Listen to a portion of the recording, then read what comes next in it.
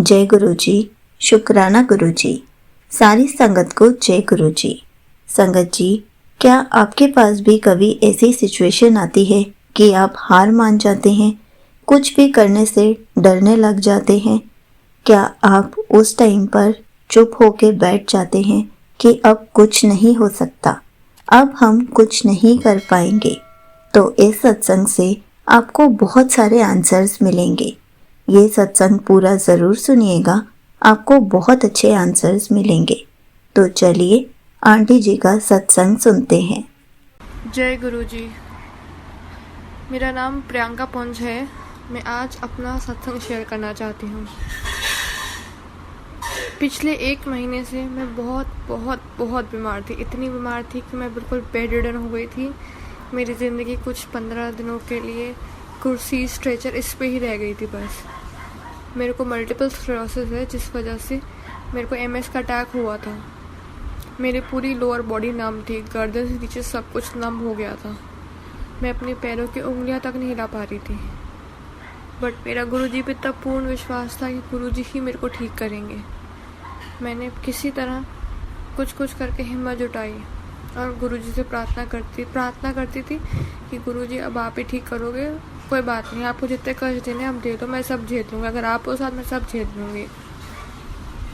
इसी दौरान मेरे साथ ऐसे ऐसे वो हुए एक्सपीरियंसेस गुरुजी को लेके कि मैं बता भी नहीं सकती। मैं MRI कराने जब गई थी तब मेरे पैर इतने ज़्यादा हिल रहे थे कि मतलब अजीब से हो रखे थे कि मुझे पता था कि मैं नहीं करा पाऊँगी MRI। और मैंने तब बोला था पापा से भी कि पापा मैं MRI नहीं करा पाऊँगी। पापा ने कहा था कोई नहीं, चल के देखते हैं, कुछ ना कुछ तो होगा। हम MRI कराने गए। स्ट्रेचर पे गई मैं यहाँ घर से अपने, और मैं जैसी एम्बुलेंस में बैठी मेरे तो रोना शुरू, क्योंकि जो एज मेरी है उस एज में स्ट्रेचर पे जाना बहुत बहुत अजीब लगता है। फिर MRI कराया तो MRI वालों उन्होंने बोला हॉस्पिटल में कि इनके साथ, अब मेरी मम्मा को बोला कि आप आ जाइए, अपने सारे उतार दीजिए बैंगल्स। मेरी मम्मा मेरे साथ आई तो मैं इतनी खुश थी कि गुरुजी ने तो सुन ली मेरी बात, मेरी मम्मा को मेरे साथ भेज दिया, क्योंकि मेरे को तब कोई ना कोई तो चाहिए था अंदर MRI के लिए। मेरे पैर इतने अजीब हो रखे थे। मेरी मम्मा आ गई अंदर। मेरी मम्मा ने मुझे मेरे MRI करीब 1.5 घंटा चला, और ये पहली बार था कि मेरे को बिल्कुल भी इरिटेशन नहीं हुई। नहीं तो मैं 2 बार पहले करा चुकी हूँ, मुझे बहुत इरिटेशन होती थी। मम्मा ने मुझे बाद में बताया कि मैं गुरुजी को अंदर ढूंढ रही थी कि गुरुजी कहाँ हो आप, कहाँ हो आप। मैंने कहा मैं आप कह रही हूँ आप गुरुजी को अंदर ढूंढती, मेरे तो गुरुजी आपके रूप में वहीं थे, मेरे साथ कोई था। मेरे लिए यही बहुत बड़ी सहानुभूति थी। MRI करा के हम आए। चलो MRI में मेरे इसका इफ़ेक्ट बहुत बढ़ गया था MS का। तो मम्मा तो बहुत दुखी थी, पापा भी दुखी थे। मतलब मेरे पैरों की हालत थी कि मेरे पैरों की उंगलियां तक नहीं हिल रही थी। चलने की तो दूर की बात है, पैरों की उंगलियां भी नहीं हिल रही थी। मैंने कहा चलो कोई नहीं, गुरुजी हैं, गुरुजी अपने आप कुछ ना कुछ कर ही रहे हैं। ऐसी एक रात मुझे याद है, मेरी मेडिसिन स्टार्ट हुई थी एक, उससे मुझे यूरिनेशन बहुत हो रहा था। तो मैं रात भर कम से कम 5 बार गई हूँ पूरी रात। तो मैं जैसे जाती वापस आती, बेड पे लेटती, मैं कुछ नहीं करती, मैं मंत्र जाप करती हूँ। मंत्र जाप करते मुझे नींद आ जाती। मैं फिर जाती हूँ, मंत्र जाप करती हूँ। मतलब मैं उस रात में जितनी बार भी उठी मैंने मंत्र जाप करा है।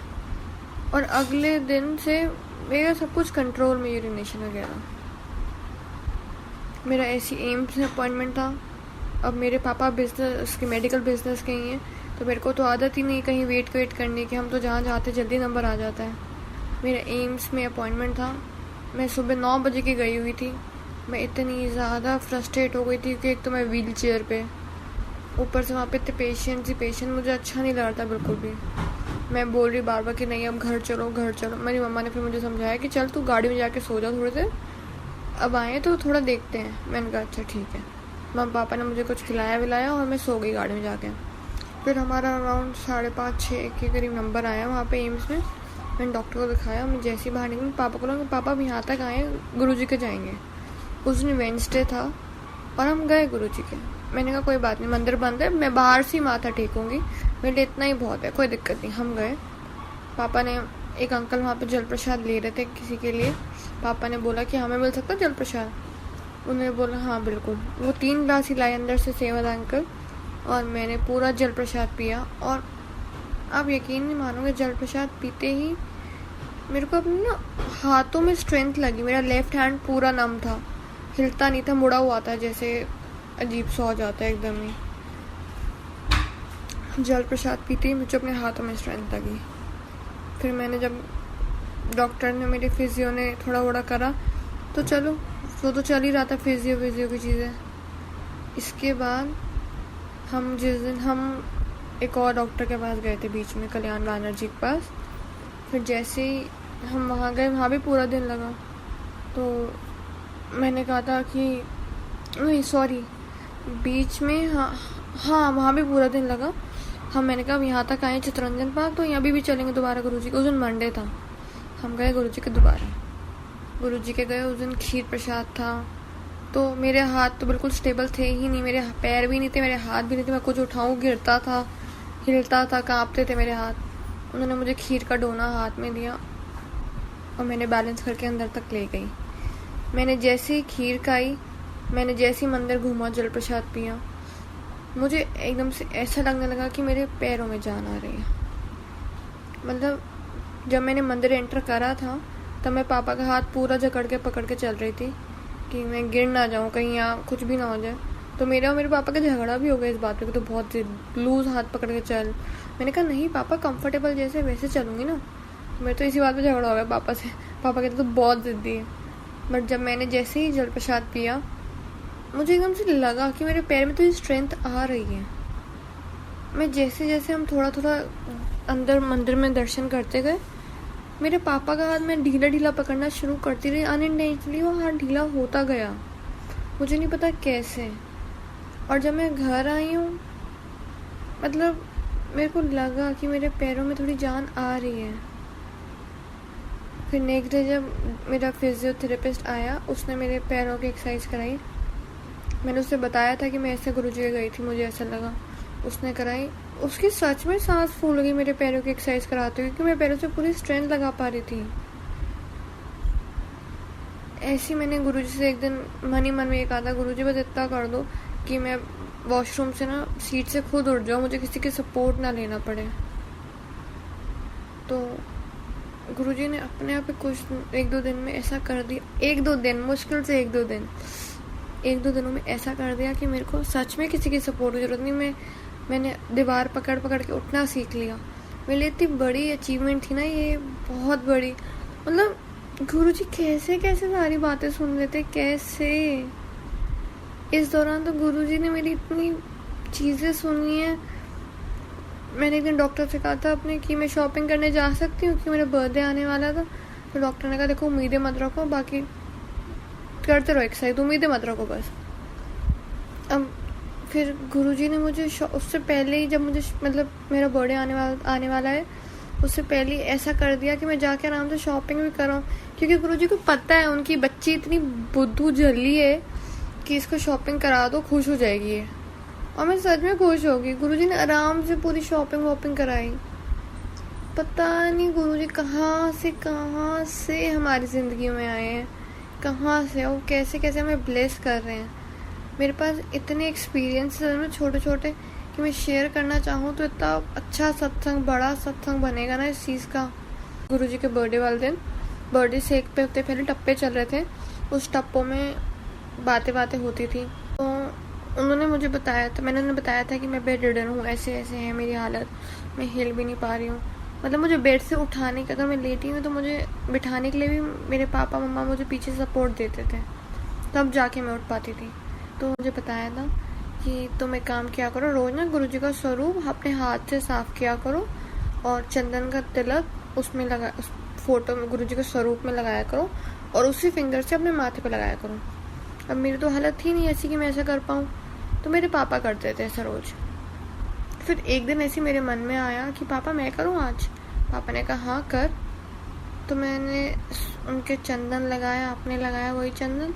फिर मेरा शाम को जब फिजियो आता है, उसने मुझे शाम को वॉकिंग कराई थोड़ी घर के अंदर ही।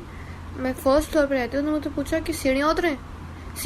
मैंने कहा हाँ उतरते हैं चलो। अब मेरे को तो बहुत डर लगे सीढ़ियाँ उतरने में, क्योंकि मैं अप्रॉक्स 15-20 दिन, 1 महीने से मेरी ज़िंदगी सिर्फ स्ट्रेचर की थी। मैं अगर नीचे जाना है तो मैं स्ट्रेचर पे जाती थी, उसके अलावा मैं नीचे गई ही नहीं। तो उसने मेरे को सीढ़ियाँ उतरवाई और बाहर कॉलोनी का एक चक्कर कटवाया। मुझे अंदर से इतनी अच्छा लग रहा था, इतने टाइम बाद घर से बाहर निकल के इतने अच्छा। मैंने कहा मैंने आज ही गुरुजी के स्वरूप पे चंदन लगाया था और गुरुजी ने आज ही ये कर दिया, मतलब आज ही करिश्मा कर दिया। स्वरूप पे चंदन पापा लगा रहे थे, बट जब मैंने लगाया तो गुरुजी को तभी ये करना था। मतलब कैसे, क्यों, मतलब सच में गुरुजी कहाँ से आए हैं हमारी जिंदगियों में। मेरे डॉक्टर तक ने देख लिया कि मैं बहुत सेंटी हो रही हूँ। उसने मुझसे पूछा कितने टाइम बाद उतरी हैं सीढ़ियाँ। मैंने कहा 1-1.5 महीने बाद। कह रहा चलो चलो रो मत पड़ना। बट मैं अपने आप को इतना ब्लेस्ड फील करती हूँ, इतना ज़्यादा ब्लेस्ड फील करती हूँ, मैं कुछ कह ही नहीं सकती इस चीज़ को लेके। गुरुजी मेरे दिल की बातें पहले ही सुन लेते, पहले ही सब कुछ कर देते हैं। अब तो बस दिल से गुरुजी के लिए बस बहुत सारा शुक्राना निकलता है। इतनी ज़्यादा हालत ख़राब थी, मेरे पापा तक रो पड़े थे मेरे को ऐसे देख के। मुझे भी रोना आ गया था क्योंकि नहीं हूँ मैं ऐसी। मैंने आज तक सबकी सेवा की है, कभी करवाई नहीं है। मुझे अच्छा लगता है औरों की सेवा करना, बट मेरी कोई सेवा करे मुझे उसमें बहुत दर्द होता है कि मैं ऐसी लाचार आ चुकी हूँ कि इन सबको मेरी सेवा करनी पड़ रही है। बट गुरुजी, जय Guruji. Thank you so much aunty ji. आपने अपना सत्संग पूरे गुरु परिवार के साथ शेयर किया। आपने बहुत अच्छे से बताया कि जब भी हमारे साथ कोई ऐसी सिचुएशन आ जाती है कि हम कुछ नहीं कर पाते, हार मान जाते हैं, लेकिन तब भी हमारा विश्वास गुरु जी पर अटूट होना चाहिए। अगर हमारा विश्वास अटूट होगा तो गुरु जी कुछ भी करके दिखा सकते हैं। संगत जी, जैसे कि आंटी जी ने बताया कि वो बिल्कुल बेड रिडन हो गई थी, उठ नहीं पाती थी, लेकिन एक दिन उनके मन में थॉट आया कि गुरु जी का स्वरूप उनको साफ करके ही चंदन का तिलक लगाना चाहिए और फिर अपने ऊपर भी चंदन का तिलक लगाना चाहिए। कैसे वो गुरु जी से रोज़ अरदास करती थी, कैसे गुरु जी ने उनको धीरे धीरे ठीक कर दिया। संगत जी, जब तक हम खुद कोशिश नहीं करेंगे हम ठीक कैसे होंगे, हम मिरेकल्स कैसे देखेंगे। हमें किसी पर भी निर्भर नहीं करना है। ऐसा नहीं है कि हम बेड रिडन हैं तो हमें बैठे बिठाए ही सब कुछ मिल जाएगा। कोशिश तब भी हमें ही करनी है, उठकर हमें ही चलना है। सारी चीज़ों के लिए प्रेयर्स भी हमें ही करनी है, क्योंकि हमें सब कुछ पका पकाया बना बनाया तो मिल जाएगा, लेकिन फिर हम कभी भी कोशिश नहीं कर पाएंगे। इसलिए गुरुजी हमेशा कहते हैं, एफर्ट्स तुम्हें करने हैं, मैं तुम्हारा साथ दूंगा। इसलिए ऐसे मिरेकल्स देखने के लिए हमें खुद कोशिश करनी होती है। ऐसा नहीं है कि अपने ऊपर स्ट्रेस देकर कोशिश करनी है। जैसे आंटी जी ने धीरे धीरे कोशिश करी और वो बिल्कुल ठीक हो गई, ऐसे ही हमें भी धीरे धीरे कोशिश करनी है। ऐसा नहीं सोचना है कि अब हम बेड रिडन हो गए हैं, हम कुछ नहीं कर सकते। हम गुरु जी की पूजा भी नहीं कर सकते, गुरु जी को भोग भी नहीं लगा सकते। कर सकते हैं, अगर मन में ठानेंगे तो कुछ भी कर पाएंगे। अगर मन में ही नहीं ठानेंगे, हार मान जाएंगे तो कभी कुछ नहीं कर पाएंगे। इसलिए गुरु जी की ऐसी संगत बनिए कि जो करना है उसको ठान लीजिए और करके दिखाइए। कभी भी हार मत मानिए, क्योंकि गुरु जी ने हमें कभी भी हारना नहीं सिखाया। गुरु जी तो हमें हमेशा जीतते हुए देखना चाहते हैं, क्योंकि जब हम खुश होंगे तो गुरु जी हमसे ज़्यादा खुश होंगे, क्योंकि उनका गुरु परिवार खुश होगा। इसलिए हमेशा कोशिश करते रहें, कभी भी हार ना माने। हार ना मानने के लिए हर सिचुएशन के लिए कहा गया है। कोई भी सिचुएशन हो, कोई भी प्रॉब्लम हो, कोई भी रोग हो, कोई भी ऐसी सिचुएशन आ जाए जो हम सोचें कि नहीं अब तो कुछ नहीं हो सकता, बिल्कुल हो सकता है। अगर हम मन में ठानेंगे तो करके ज़रूर दिखाएंगे। इसलिए अपने थिंकिंग को इतना स्ट्रॉन्ग कीजिए कि गुरुजी भी आपके साथ खड़े होकर बोलें कि तू कर, मैं करके दिखाऊंगा, पर एफर्ट्स आपको ही करने पड़ेंगे। जय गुरुजी, शुक्राना गुरुजी।